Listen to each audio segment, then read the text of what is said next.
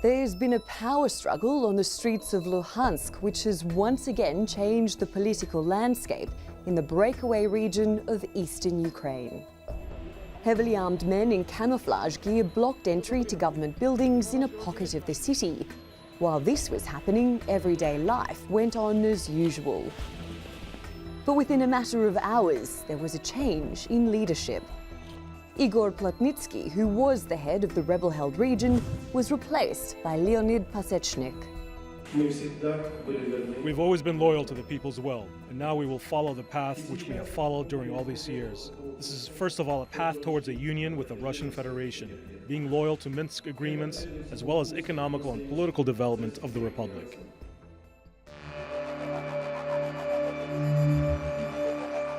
In 2014, Russian-backed separatists in Luhansk and Donetsk declared independence from Ukraine. But as part of the Minsk II peace agreement signed by Russia, Ukraine, France and Germany, the full sovereignty of Ukraine needs to be reinstated, which means that rebel-held areas need to rejoin with the West. They can't pursue a union with Russia. But some separatists in the east accuse Ukrainian President Petro Poroshenko and his government of corruption and are in no rush to pursue reconciliation. US President Donald Trump and Russian President Vladimir Putin talked about Ukraine on a recent call. They both say they want to achieve a lasting peace. But will that goal require the use of American military technology, or will that just escalate tensions? The US National Security Council is considering recommending the president signs off on giving $47 million to the Ukrainian government so it can buy American weapons, including anti-tank missiles. There is technically a full ceasefire between Ukrainian government forces and Russian-backed rebels. But in just 2 nights in November, monitors recorded multiple ceasefire violations, including about 400 explosions. So far, this war has claimed more than 10,000 lives, and that toll only continues to grow each week. Natalie Pohanen, The Newsmakers. Well, to discuss this, I'm joined now by Andrei Shevchenko in Toronto. He's a former member of the Ukrainian Parliament and is now Ukraine's ambassador to Canada.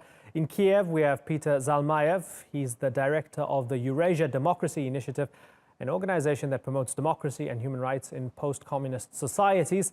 And in London, Igor Sutyagin, he's a senior research fellow in Russia studies at the Royal United Services Institute, RUSI. Gentlemen, thanks so much for joining us. Peter Zalmayev, let me begin with you. Tell me what happened with this Game of Thrones in Luhansk, and if it's going to have any major impact on eastern Ukraine. Well, it is indeed a sort of a Game of Thrones that we've been witnessing there. And if anything, it shows that the effective leadership of these so-called people's republics in Donetsk and Luhansk have no effective control over their own territories. Basically, what happened is that the former leader, the now deposed leader of the Luhansk People's Republic, Igor Plotnitsky, was overthrown in what appears to be a coup by one of his security agency chiefs. Apparently, there was it was as a result of a turf war between these various agencies. This conflict went back to about 2 years ago. But what is important to understand in all of this is that Mr. Plotnitsky was deposed in an illegal coup, and we have not seen any reaction from either Moscow, which is the de facto sponsor of this regime, or from people on the street. Essentially, their very rationale that 3 years ago, they opposed the so-called Kiev junta is essentially null and void, because what you're seeing now is that this is an illegal coup, an illegal overthrow. If it had been done in an illegal manner, the power should have been transferred to the the head of the National Assembly.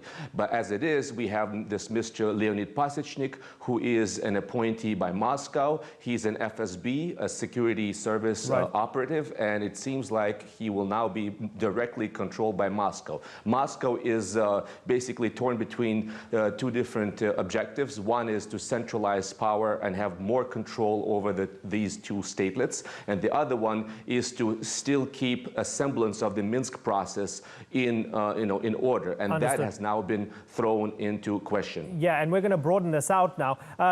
Igor, first of all, first things first, is the Kremlin at odds with the FSB here? Do they support different men, or is that just a rumor? Well, they do not support different. They do not have different agenda. The agenda is, after all, dictated by Moscow. The difficulty for Moscow is that, well, somehow it happened that they are not in the absolute control of what's going on the ground, and that is bad news for them. So, well, this new head of the so-called Luhansk Republic will be controlled more or less effectively from Moscow in general, but in details he would have, well, some freedom of actions, and this fact is very unpleasant news. Ambassador Shevchenko, Plotnitsky was one of the signatories to the truce in 2015. It's held in I guess, there's been a low-intensity conflict over the past couple of years. It hasn't been great, but it hasn't been massive.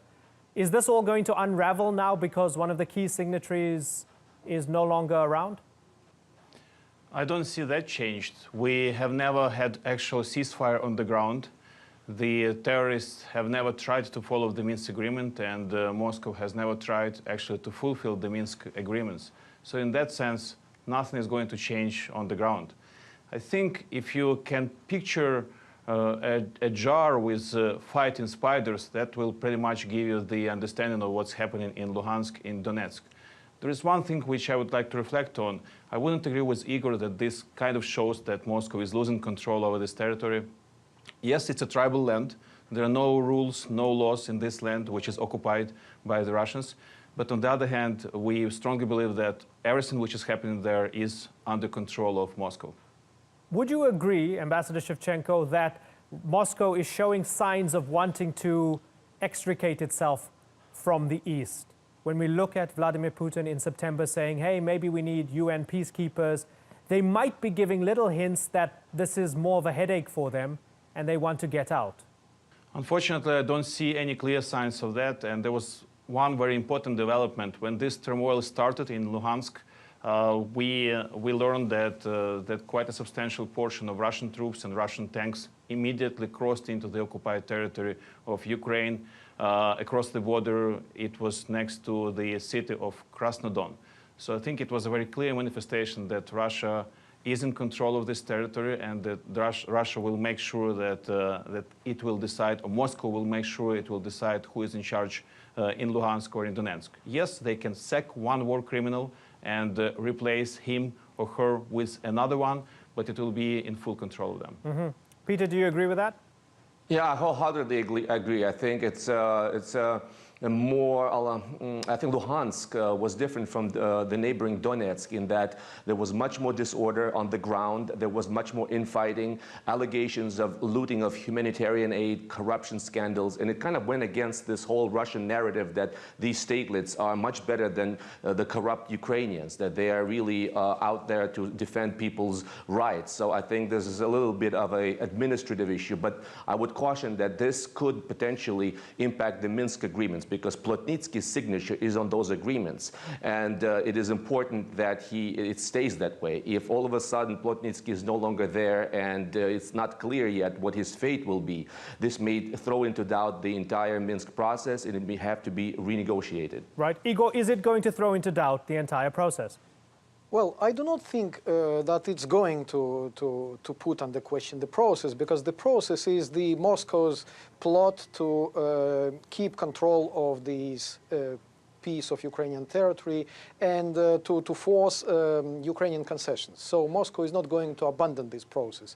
It's their victory. It's when Ukrainians were forced to sign this so-called deal under the threat of continuation of the very, very bloody attack of the Russian forces. So that's why I do not think that the deal will be abandoned by Moscow, first of all. Secondly, I would say that It's not absolutely correct to say that these forces are under Moscow control, and well, there might be some continuation. The fact that these guys are doing their own business there might lead to some escalation of low-level escalation of these clashes on the line between Ukrainian and terrorist forces. And the third point, which I'd like to make, is that probably it's not correct to say that Putin. It's not correct to ask the question whether Russia is going to withdraw. The goal, which is before the Kremlin now, is to mark the progress of the Minsk process in order to avoid supply delivery of lethal weapons to Ukraine. And the way to achieve that is to show that, well, the process is being, situation is being settled down, the actually ceasefire is in place, we are good, we are discussing peacekeepers, so why javelins at all? We're not going to fight. That is the goal of the process. Right. And so everything what is made from Moscow is just to mark this so-called progress. It's not to withdraw. Petro Poroshenko has been looking west, many Ukrainians looking to the Americans for answers or extra help. There were fears that the Americans were going to throw Ukraine under the bus under Donald Trump. It hasn't quite been the case. Let's have a little listen to what Secretary of State Tillerson had to say recently. The United States recognizes that the war in Ukraine, in which people are still dying every day, must come to an end. We have repeatedly urged Russia to begin the path to peace by honoring its commitments under the Minsk agreements. Ambassador Shevchenko, that's about as strong as you're going to get from the United States right now. I know that everybody was afraid beforehand because they didn't know what Trump was going to do, and there was a perception that he was going to be soft towards Moscow. But is Washington giving you all the help that you want?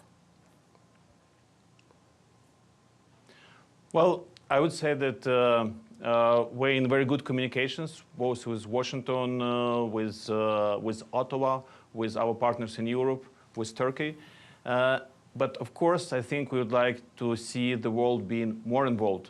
And I think the recent developments in Luhansk, they should be actually treated as a very serious call for more action on the behalf of our friends and our partners. Yeah. Let's remember about MH17. Let's remember about the enormous amount of weapons in this tribal land.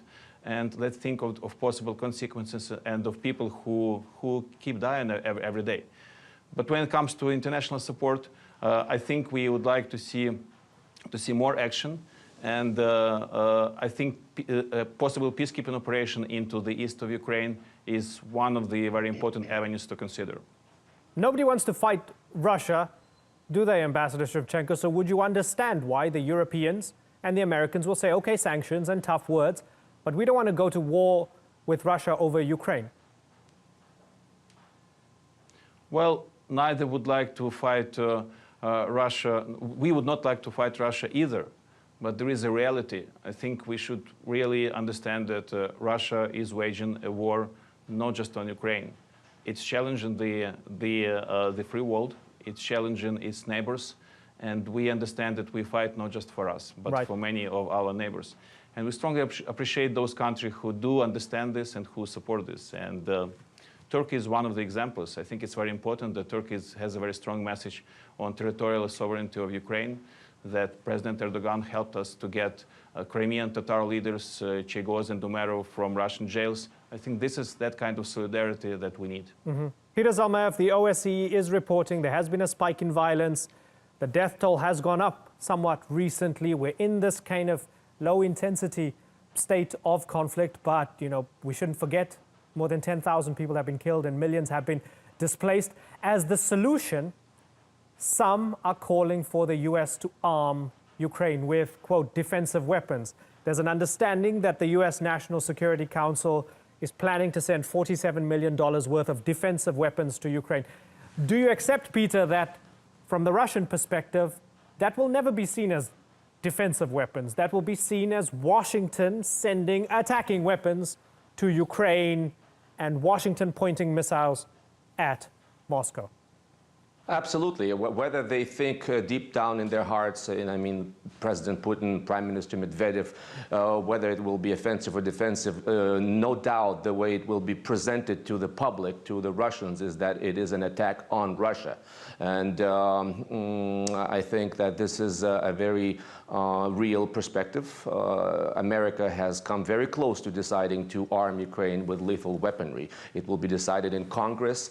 There's still no guarantee that it will pass, but there's a good likelihood that it will. Then it will reach the White House, which will be in a position to veto or to keep this in place. And as we see, Donald Trump, no matter how friendly he is to Mr. Putin, he has been hamstrung by allegations of his campaign's connection, relations with the Russians, and as a result of the Robert Mueller's probe that we're seeing now, a lot of his members of his administration have been questioned, have been under suspicion. So I think that Donald Trump will be placed in very difficult circumstances and may have to just go along with this congressional decision should Congress vote for lethal weaponry for Ukraine. Yeah, that's going to be interesting. Igor, Washington sending arms to Ukraine, is that going to help fast-track peace or spiral us into complete and utter destruction?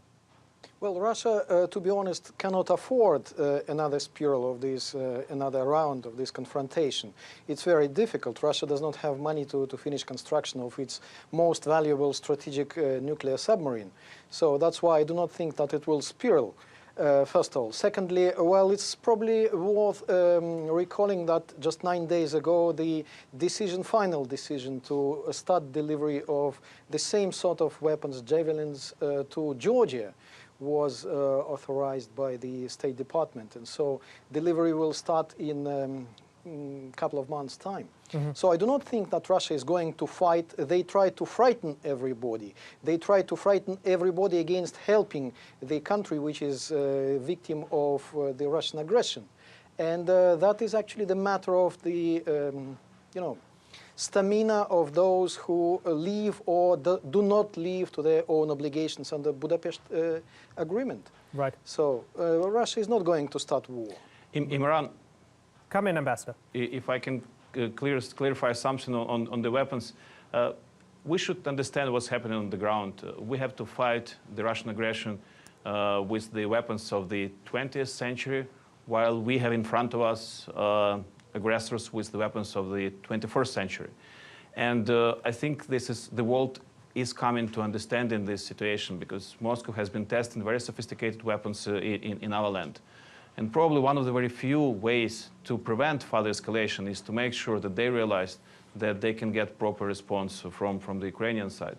And it's very practical. When you're at the front line and when you understand that you can use your weapons without any risk of getting a response from the other side, then there is a huge temptation to do so. We want to avoid that. There are two ways to put more pressure on Moscow. One of them is more sanctions, and the other one is to make sure that Ukraine has weapons to defend itself. Yeah, Peter, very finally, have Ukrainians had to adjust their expectations as the months have tumbled along?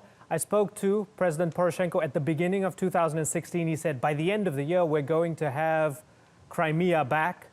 That deadline came and went. It's been almost 2 years on. Crimea is in the hands of the Russians. It has been annexed, and those Russian-supported separatists are going nowhere in the east.